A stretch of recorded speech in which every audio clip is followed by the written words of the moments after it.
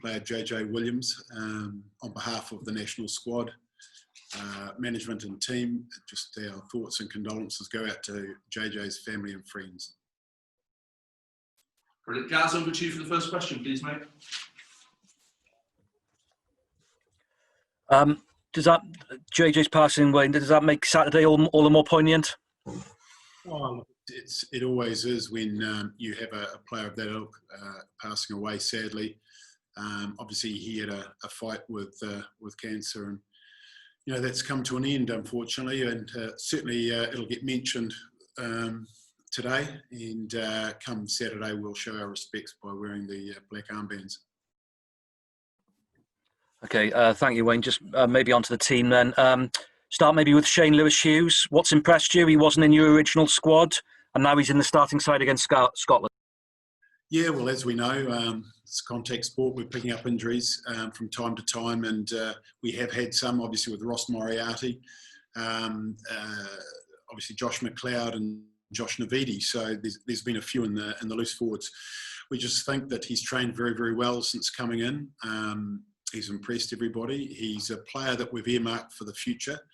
So this is going to be a big test for him, but we think he deserves the opportunity with how he's gone in training and what he's showing us. So it'll be an exciting day for him and his family. Does he offer something different in that back row for you, Wayne, than perhaps the other back rowers do in terms of physicality? Yeah, well, Wayno got an opportunity on last Saturday. And I don't think he had his best game, and by his own admissions, you know, there's some work to be done. But just the physicality that Shane brings in, the defensive side of the game is a big part for us. He's obviously a good line-out forward, which Wayno is. So for us, it's just probably giving us a little bit more starch in defence, and it's certainly a job that he'll be asked to do. And Thomas Francis and Will Rowlands coming in, two big men as well, extra physicality in that pack? Yeah, we've made no secret from day one that, reviewing the Rugby World Cup in 2019, that it's an area, we look at the other semi-finalists, it's an area that we want to look at the profile and see if there are some big men out there that can play the game. And Will Rowlands gets an opportunity. We had looked earlier to do that, but with injury sustained when he went back to play club rugby, in the Six Nations, that was taken away from us. So Will gets an opportunity. Again, he's trained well over the first couple of days of this week. Thomas coming back was always going to get an opportunity.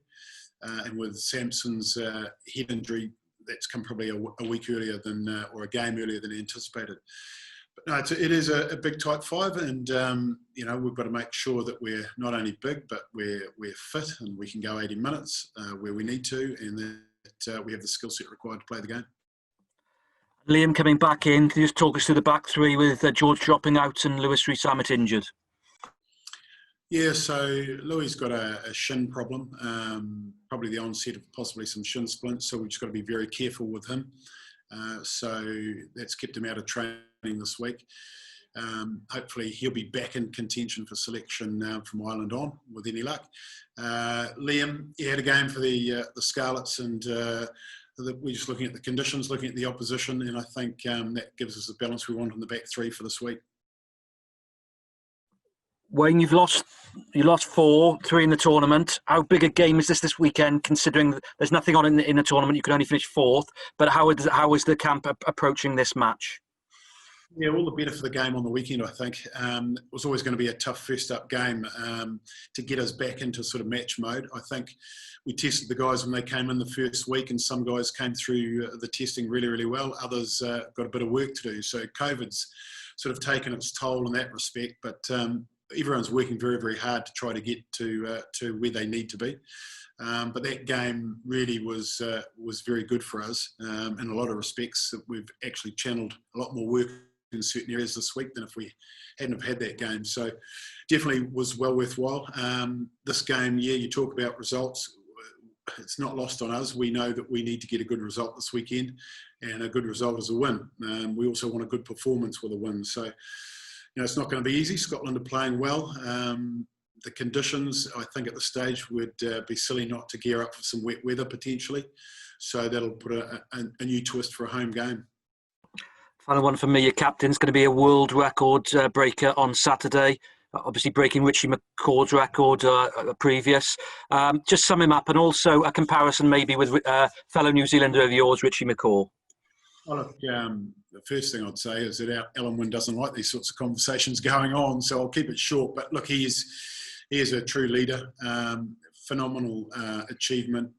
He not only leads by example in the games, but in training, he's just magnificent the way he carries himself. First to every drill, always out there doing his extras, very, very professional the way he prepares for training, the way he goes about reviewing and previewing opposition. He's just a great example for all of us. Thank you. So in terms of Richie, I would say two great players who'll go down in history as a couple of the greatest. Hi Wayne, it's Matt here from Wales Online. How are you? Good, thank you, Matt. Good. Just on Nick Tompkins, what perhaps did you want to see from him that maybe he didn't bring last weekend, and what are you hoping for from Owen Watkin? Oh, pretty happy with Nick on attack. There was a couple of little errors in defence. Nick was involved in one of them, just getting checked by the prop when I think it was Justin Tipuric put some pressure on first receiver, and just little things like that. We've got to make sure that we get those right. But Owen Watkin, it's more about wanting to see Owen, and you're going to see this with the selections over the autumn campaign. It's not just going to be one team or pretty much one team playing every week. There's going to be the odd change. We need to have a look at other players and build the depth. Owen Watkin, for us, for this particular match, with the conditions we're looking to face, I think fits the bill perfectly. He came into the Six Nations campaign with an injury, so he was always on the back foot in terms of selection. But he's free of injury. He's had a few games now for the Ospreys, and we're looking forward to seeing how he goes in his first start for a while. Different coaches will approach these situations in different ways, but when you have to tell a player that he's not involved after being involved last week, what's your approach to that? Do you speak to them individually, or do you just spring it on them in the meeting? What's your approach to that? No, well, the first thing is we set down the way we're going to approach the tournament at the start on day one when we come in as a team. So everybody knows that, the Six Nations is where we have to be hitting our straps, i.e. we're there to win the tournament. At the moment, we're looking to improve our game, build depth in the squad, and give some players an opportunity in some big games, as well as some younger guys in a game like Georgia. So that was spoken about when we first came in. In terms of the guys that played against France that aren't playing, they have been spoken individually. In the case of George North, I sat George down the night before speaking about selection with the group, and just went through George's game, where he's at after the red card, the timeout. In fitness testing, he was supreme. In the game, he didn't have his best game, and we talked around that. And George understands that, and he knows what he's got to work on. So we talked to all of the players that we feel need to be spoken to. Unfortunately, you can't get around everyone, but those that miss out from the week before certainly get spoken to. And just on Lloyd Williams comes into the squad on Monday and is onto the bench. What do you think, what could Kieran Hardy have perhaps done to get that spot, and why is it that Lloyd gets the spot on the bench? Probably played in a World Cup like Lloyd and played 29 test matches. Look, it's a Six Nations match. It's a game that we're out there to win. And we said all along that Kieran was a selection as one of the young group for the future. He will get an opportunity in the autumn series. Our plan wasn't to play him in the first two games. We've stuck to that plan, and Lloyd knew that not being named in the initial squad didn't mean that he wasn't going to partake if there was injuries. So those things were all spoken about prior to coming in. And just finally from myself, it's very different for everybody at the moment. Again, on Saturday, it's going to be a home game for Wales, but it's going to be in Llanelli in front of no fans. It's going to be very odd for the players. How are you addressing that and dealing with that?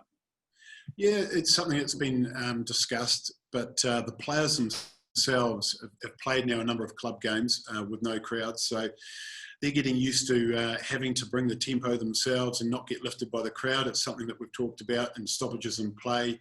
The leaders within the group making sure that the right communication is going on, and it's a matter of us geeing ourselves up. We will remind them about that before the game as well. It's something that we talk about internally as a group, but it's a challenge for everybody. Thanks, Wayne. All the best. Thank you.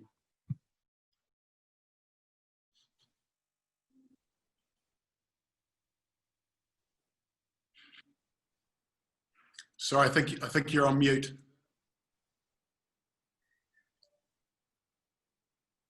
Hamish, you're on mute.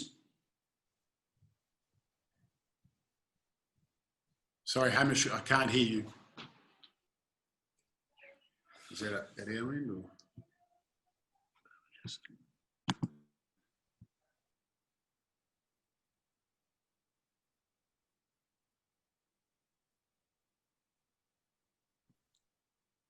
Wayne, I'll jump in. Well, Yeah, so James, you jump in. Hamish, we can't hear you at all, mate. Sorry, yeah, I'm back now, but I'll go after James.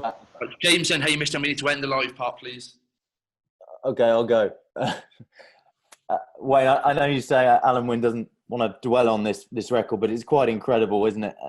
I just wonder if you can sum up why you think he's gone on so well, why he has such a longevity and in such a physically tough position in world rugby right now. Yeah, I think two key points. One I touched on, it's preparation. He prepares so well in terms of looking after his body before a training session. He does everything that he needs to physically before he actually crosses the sideline to get onto the training pitch. He knows what his body needs, and he gives it all that necessary preparation before training. During training, he pushes himself to the limit. He takes every break seriously. He'll get the communication that's needed. He'll also get his water breaks in. Post-training, he does all the recovery. If there's an optional session in, it's not optional for Alan Wynne. He does everything by the book. He's religious in all the way he goes about his business. It is something that he takes very, very seriously. He understands what his body needs. The mental side of it is huge. He understands what's right for him, and he goes about it in a professional manner on a daily basis, and he doesn't falter from that. If there's a change in weather conditions, if there's a change in we've won a game, lost a game, we've got a weekend off, nothing changes for Alan Wynne. He just goes about his business, and he looks after himself. So he's you don't see many players like that come along in a career. Certainly, I've been fortunate enough to see a lot of good All Blacks come through the sort of Auckland stables that I was involved with, and there have been some great players come through. Alan Wynne is probably, I can't think of anybody that's come through any team that I've been involved in with the same ability to go about his business on a daily, weekly basis like Alan Wynne, with so much longevity. It's not just what he does in preparation and then the recovery afterwards, but it's the fact that he plays in the position that he plays in. You saw him on the weekend. It was a warm-up test match for a Six Nations game. It wasn't a warm-up for Alan Wynne-Jones or anyone on our side, but the way he cleaned rucks in that game, to me, he played just as well as he did at the start of his career. So, yeah, it's hard to put into words, really, except to say that I've been around a lot of very, very good rugby players, and I put him right up the top. How much longer do you think he can go? Any reason he can't go to the next World Cup? Well, if you look at it on ability and form, right now, I would have to say there's no reason why he couldn't go to a World Cup, should he stay injury-free. Everybody, though, has that time where the body does start to slow down. Some go off a cliff quicker than others, but there's no reason why Alan Wynne couldn't be one of those ones that you throw away the birth certificate and you just look at what he's doing on a daily basis, because at the moment, he's first on the team sheet. Thank you. Hi, Wayne. I've got the right microphone selected now, so that's always good. I'm just wondering how much the breakdown area and the aerial battle are being focuses for you this week after the Paris game. Hugely. Spot on. Two areas where we didn't perform well. We went to the air quite a bit and felt that could be a strength. We turned over too much ball from trying to retrieve kicks. And we also put a couple down on kicks, that were kicked to us. So both whether we were retrieving our own kicks or opposition kicks, we weren't where we needed to be. The boys doing extra work on that this week. They do a lot of work in that area every week. The breakdown, they were able to slow our ball down. It was something we talked to the referee, or I talked to the referee about before the game, knowing that Sean was involved in their coaching group. I think there were about 16 penalties, but no yellow card. But so we've got to look at ways where we can still get our speed of ball without relying on a referee. So to be fair, probably we did a lot more set piece work last week. And we know that we've got 2 weeks to build into the Scotland game. So our planning is involving a lot more of that area anyway this week, but it was highlighted in the game against France. You rightly picked those 2 points up. And finally, just going back to JJ, given that he played before any of the players were born, how much relevance does someone like him and that period of the 70s have for the current bunch of players? I think most of us, I was around and saw him play, but I think most of this group here, they know their rugby history. You know, with television these days and with COVID, there was a lot of old games played. And, you know, he's a well-known figure and a well-known face. You can't mistake him. He's around the place quite a lot, or has been around the place quite a lot. And he's always a friendly face that comes and says hi. And I know personally he was very good in having rugby conversations. And, yeah, he'll be sadly missed. The guys will be well aware of what he's achieved in the game. Thanks. Can we move to Will with the Bardo section now, please?